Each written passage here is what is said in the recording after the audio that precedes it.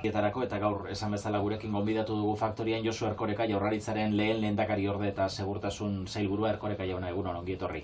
Egunon bai. Kopako final aurrekoak eman du azken ordu hauetan zer esana, Osasuna sailkatu da bart gauean San Mamesen jokatukatako partidan finalerako, eta horren atarian Osasunaren autobusa dela eta goraberaren bat izan da, ertzantzak atxikita izan duela ordu erdiz, Osasuna berak hori esan du, zergatik hartu zen erabaki hori edo zer gertatu zen?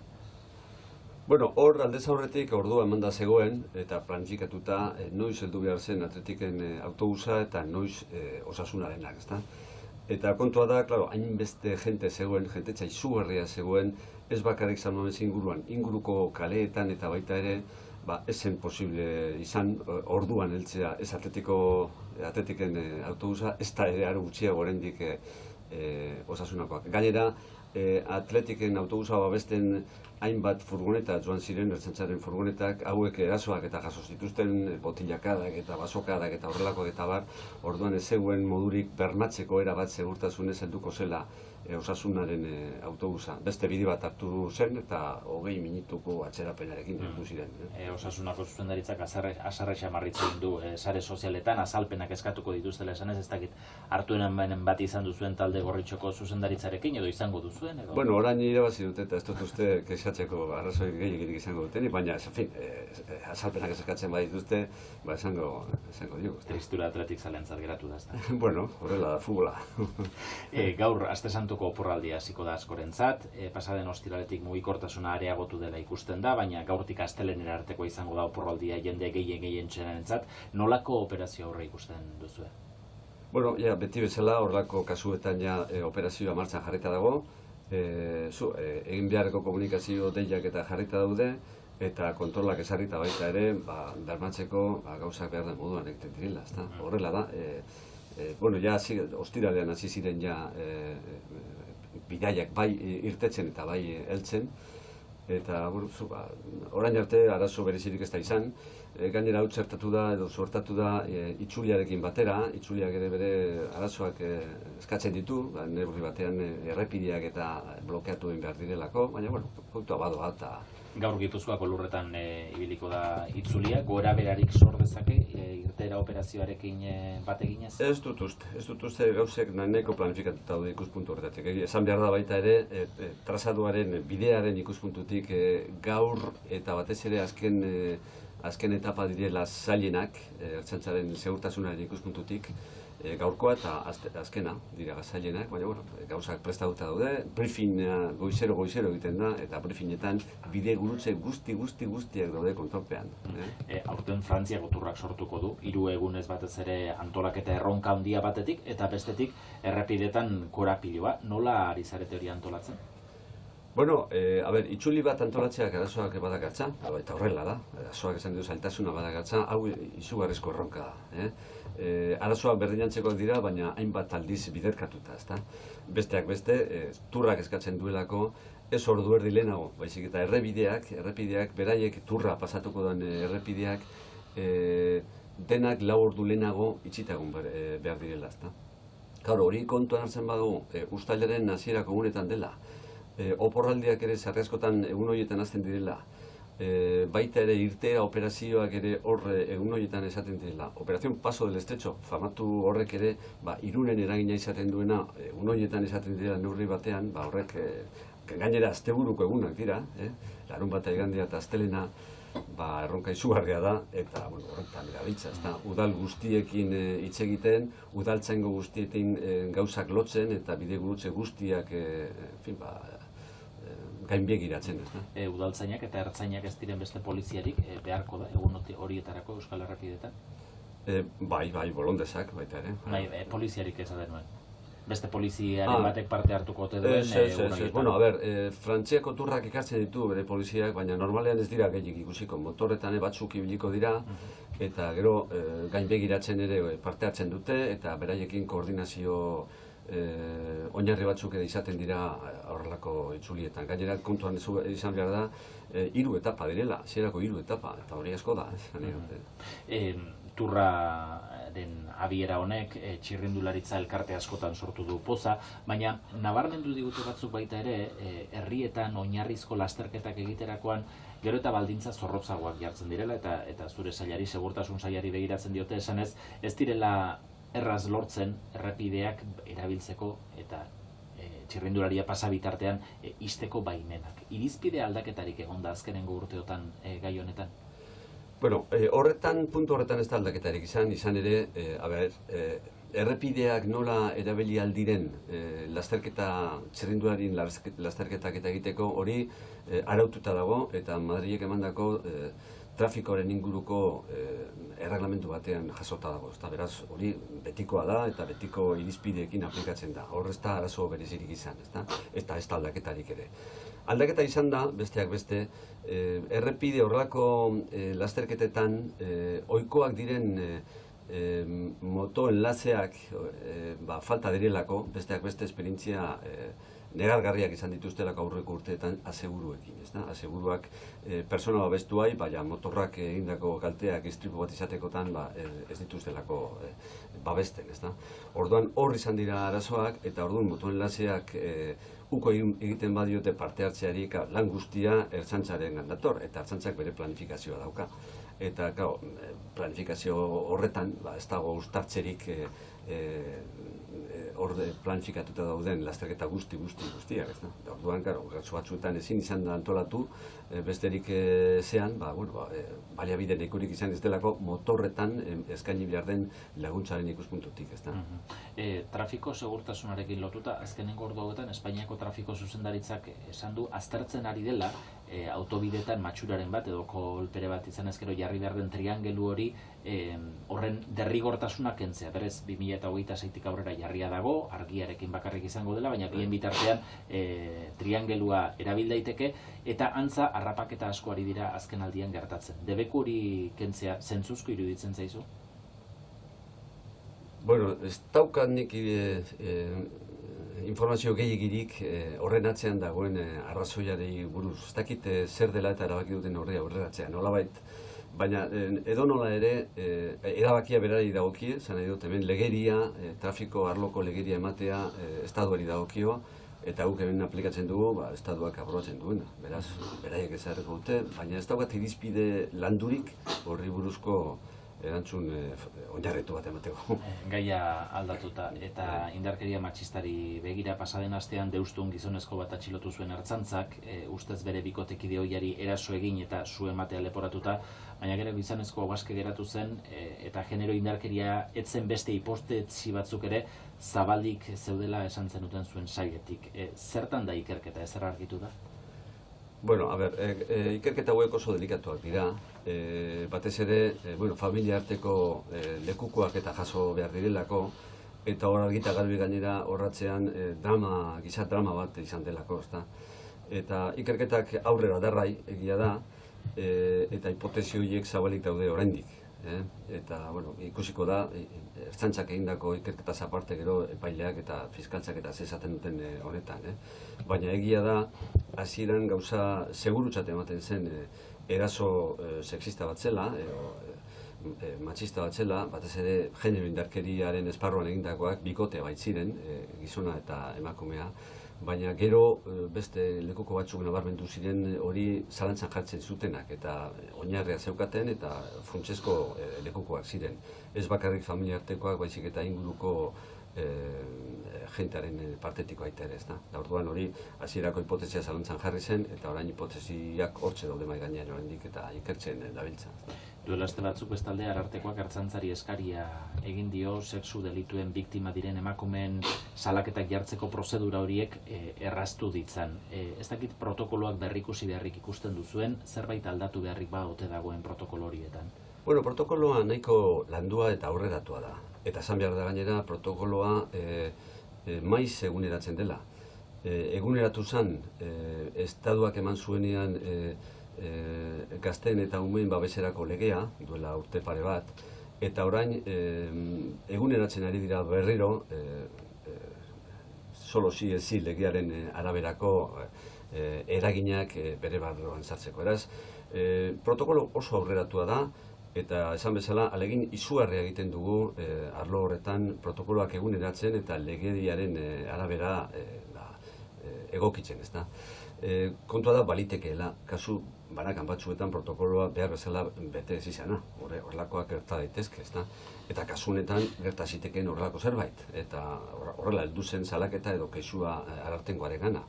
Kontua da, Arartekoak hor oso adierazpen orokorra egiten zuela esanez, deben respetarse horrelako zerbait. Respetatu behar dira tal, esaten hombre, protokoloa argi dago, eta kasurik gehienetan protokoloiek errespetatu egiten dira, besteak beste, erakusten ematen duelako, zenbat salaketa aurkezten diren urtean zehar, ezta? Hainbat aurkeztu direlako joan den urtean, besterik gabe, ezta? Orduan, kasu banakan bat egon daitekeela hori errespetatu ez dena, eta horrelako kasuetan neurriak hartu behar direla zalantzarik gabe. Nola nahi ere, berak egindako beste gomendioak, horren inguruko beste gomendioak aztartzen ari gabiltza, eta batzuk bideratzen, eta berak egindako proposamena baita ere betetzen, ezta? Horrelakorik gertatu ez dadin, eta gertatzen bada erantzuna ere zorrotza, azkarra eta eraginkorra izan dadin, erantzukizunak eskatuz, horrelako portaeraketa dituenaren kontra, ezta? Badira bilabete bestalde, gau giroan arma zurien erabilera kontrolatzeko dispositibo bereziak iragarri zen dituztenetik, dispositibo horiek indarrean sartu zirenetik eta zainketa hori martxan jarri zenetik, ikusi da arma zurien erabileran bilakaeraren bat izan denik, gutxiago erabiltzen direnik edo? Gauza kuriosoa badago, hasierako asteetan arma zuriak asko okupatu ziren, baina momentu batetik arrezkero ez dut esango desagertu egin direnik, baina gutxiago aurkitzen dira. Eta arma zuriak bilatzeko prozesuak martxan jarri eta drogak aurkitu dira hainbat, eta espediente batzuk jarri behar izan dira martxan, espediente diferenteak direlako, eta gauza batalako arma zuria erabiltzea edo erakustea legearen kontra, eta beste bat, drogen trafikoan ibiltzea. Baina egia da, neurri batean, plana martxan jarri zenetik, hasieran deskubritu ziren eta harrapatu ziren hainbat arma zuri, baina horren erabilera apalagoa dalakoan nago, ezta? Baina ikusi behar da, horretarako joera dagoen, ala ez dagoen gertatzen, horretarako gehiago itxoin behar da, eta ikusi behar da, denbora epe luzeago baten baitan, ezta? Gau giroko aisialdiari lotuta ure batean, 700 personatik beherako aforoa duten aretoetan segurtasun zaintza ezinbesteko egiteko arau aldaketa bat ere planteatu zenuten, eman da, norabide horretan urratsik? Bueno, badago erreglamentu bat 2019 urtean aforatutakoa, horren arabera 700etik gora duten aforoa horrek derrigortuta daude, eta araua berak esaten du hortik berako establezimenduetan posiblea dela neurri zehatz eta konkretuak ematea beti segurtasunaren arabera eta kasu bakoitzean eman daitezkeen baldintzen arabera. Hau da, inguruan, barruan, atean, kriminaltasuna ala delituak kopuru batetik gorakoa direnean neurri zehatz eta konkretuak hartu daitezkela. Prozesu horri ekin diogu, puntualagoa, ez orokorra, puntuala baino, kasuan kasuko egoerak eta gora bera kontuan hartuz, eta, bi hartuta ditugu ja, erabaki bi hartuta ditugu, eta beste batzuk martxan daude baita ere, eta aztertzen gabiltza, baldintzak ematen diren, eta benetan segurtasunari lotutako arrazoirik dagoen, ala ez dagoen beste leku batzuetan ere neurri berdinantzekoak hartu ahal izateko. Sindikatuetatik azkenaldian salaketa publiko bat baino gehiago entzun dugu, lan gatazka zenbaitetan ertzaintzaren eskuarteak bortizkeriaz egiten ari direla diotenak. Gurutzetako erietxean, garbitzaileen greban izandako eskuartzea izan da deigarrienetako bat azkenotan, berrikusi beharra dauka ertzaintzak eskuartzeko modu hori? Bueno, hori legezko salaketa da, esan nahi dute, ez dago ertzaintzan edo beste polizia baten interbentziorik berehala horrelako salaketarik ez dakarrenik, ezta? Kontua da, hori araututa dago. Araututa gainera modu zorrotzean, ertzaintzaren protokoloak horrelako baldintzetan eta parte hartzeko eta bar hori araututa dago, eta nik uste dut irizpide aurreratu eta modernoetan. Gero, kasu batean ala bestean ez dela betetzen, salaketa planteatu, auziperatu, eta hori aztertzen da, eta auziak berak edo epailea berak esango du zer den edo zer ez den, eta kasu askotan hori auziperatu egiten da eta epaileen eskuetan jartzen da. Gauza bat esango dizut, azken 10 urteetan ertzaintzaren kontra arrazoi horiek direla eta aurkeztutako salaketetan, eta 10 urteetan asko izan dira, hemen badagoelako horren inguruko kontzientzia bat, €1,4 bakarrik izan zen kondena. Ez dut esan nahi, €1 gainditu beharrik ez dagoenik, hori ere, korregitu behar da, eta lan egin behar dugu, horiek ere desagertu daitezen. Baina kondenak €1,4 bakarrik izan dira. Gainontzeko guztietan, ala sobrezimendua izan da, ala absoluzioa izan da. Zan edo, salaketak ere salaketa egiten direla, egin behar delako, eta, en fin, nolabait edo beste protokoloak eskatzen duelako, protokoloak komila artean, baina gero egia dela, eta horratzen ikerketa judizial baten ondorioz egindako ikerketak ematen duelako ez dela arrazoirik izan salaketa egiteko. Eusko Jaurlaritzaren baitan, zenbaterainokoa da? Martxoaren 8 jai izateko Idoia Mendia bigarren lehendakari orde eta lan sailburuak egindako proposamenak sortu duen arrakala.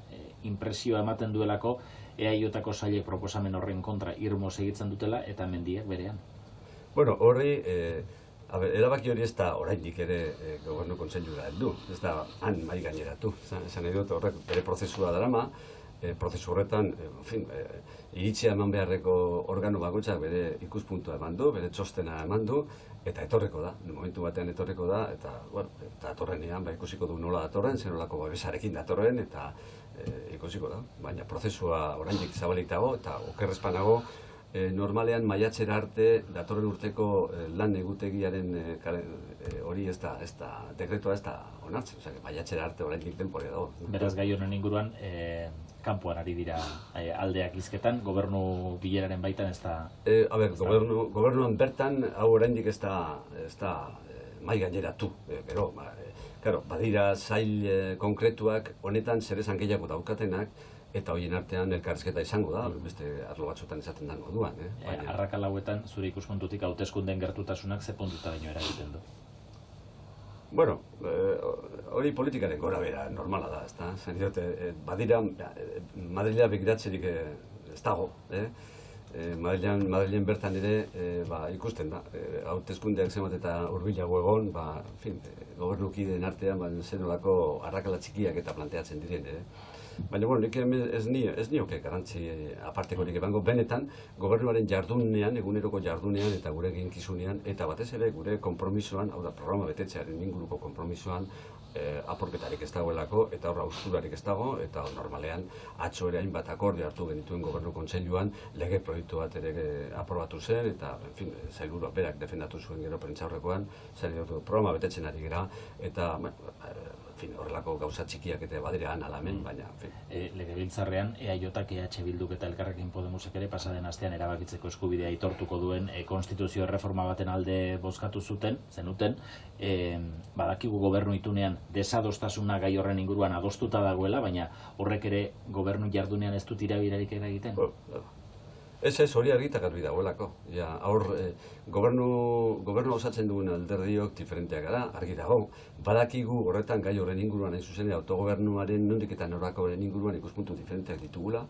Baditugula estrategia partekatuak, neurri batean, estatutuaren garapenaren inguruan eta bar, baina gero diferentziak ere baditugula, hori horrela espresuki jasota dago, eta, noizbenka gai hau, legebiltzarrera eramaten denean, ez da lehenengo aldia, legealdi honetan, ez aurreko legealdian horrelakoa gertatu ziren behin baino gehiagotan, nun agertzen den, gotxak bere botoa ematen du, bere planteamentua saltzen du, eta bere bide lagunak hartzen ditu akordioak hartzeko orduan, baina horrek egunerokotasunean ez du bat ere eraginik. Ze ikuspuntu daukazu, Mikel Zabaltzaren atxiloaldian ardura izan zuen polizia bat Barne Ministerioan, Marlaska ministroaren goi kargudun izatearen inguruan? Argi dago, ez dagoela bat erabaki hori, apurbet hemen aldarrekatzen ari garen egia, justizia eta reparazioaren printzipioekin, ezta? Itxura guztien arabera, nolabait edo beste aldarrikapen horiek,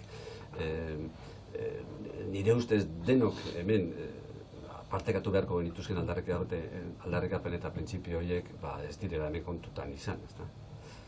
Espainiako gobernuarekin daukazuen harremanari dagokionez, aspaldiko hilabeteetan transferentzien agintzea bai etorri da, baina horiek gauzatzea ez, bitariko batzordearen buruzaren neurrian, legealdi hau hiltzat edo agortutzat eman behar da transferentziei dagokionez? Bueno, inoiz ez da hiltakotzat eman behar, hori beste urte batzuetan ere ikusi izan dugu, hauteskunde kanpaina ziaurretiko egunetan egin ditugula bitariko batzordeak. Eta kasu batzuetan gainera talde parlamentarioen batek kexua adierazi duelako, naiz eta posiblea izan gutxi lehenago egitea, gero osteragoko etxi dugu. Beraz, inoiz ez da bazterrean utzi behar orain. Azkenean izan zenean, azkeneko bitariko batzordea egin zenean joan den urteko martxoan, ez banago, esan nuen nik urtean bat egiten dugula, eta ia hori apurtzeko aukerari dagoen, edo momentu hori dagoen, ala gobernuak horretarako, gobernu zentralak horretarako aukerarik ematen digun, baina badirudi ez daudela horretara, ez da. Beraz, esan duzunagatik, ez dugu baztertu behar, hauteskunde aurretik ere eskualdatzeren bat emateko aukera? Baztertu, inoiz ere ez. Are gutxiago guk hartzaileak garenok, ez da? Aukera egon daiteke, beraz. Josu Erkoreka, Jaurlaritzako lehendakari orde eta segurtasun sailburu, eskerrik asko gaur Euskadi Irratian etortzeagatik. Eskerrik asko zuei bai.